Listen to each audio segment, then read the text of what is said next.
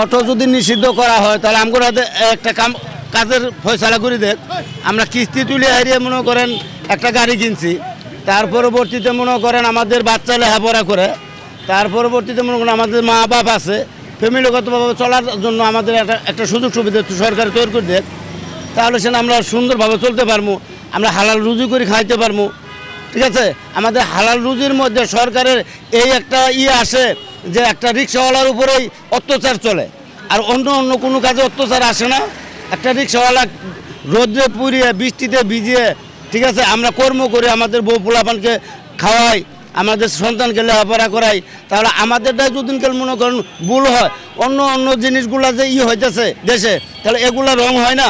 আমাদের রিক্সাওয়ালার উপরে কি এত অত্যাচার, এত অবিচার কেন? আমরা কি অপরাধ করছি? আমাদের কি এটাই অপরাধ যে আমরা রিক্সাওয়ালা, আমরা মানুষ না?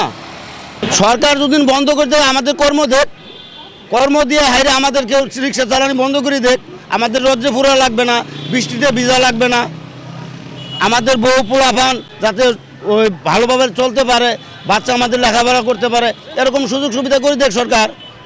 কোনো সমস্যা নেই, আমাদের বন্ধ করে দিলে যদি সরকারে দেয় তাহলে আমাদের রিক্সা বন্ধ করে দেখ, আমাদের কর্ম দিতে হবে। আমরা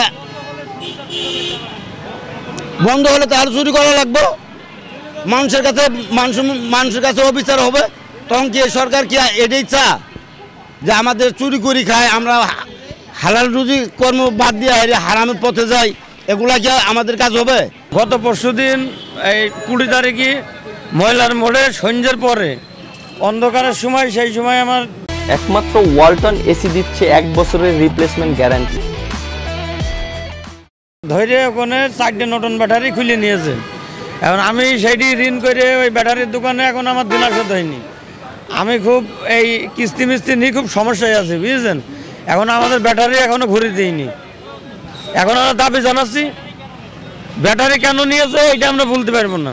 এখন আমাদের ধৈর্য ব্যাটারি খুলে নিলেন, ব্যাটারি নিয়ে খালি রিক্সা ঘুরিয়ে দিলেন।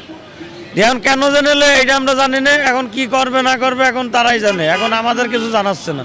এখন বন্ধ করে দিলে তো আমাদের করি খাওয়ার মতন এখানে কোনো লাইন নেই, হয় ঢাকা সাইডে দিতে হবে, না হলে বউ বাচ্চা নিয়ে কষ্ট করতে হবে। এখন আমাদের এখান তো শুধু এই গাড়িটাই আমাদের সম্বল, নিজেই কষ্ট মষ্ট করে গাড়িটা কিনেছি, কিন্তু সেই সব গাড়িও যদি এখন চালাইতে না দেয় তাহলে তারা আমাদের হচ্ছে মানে করার কিছু নেই। এখন আমরা কি করে খাবো?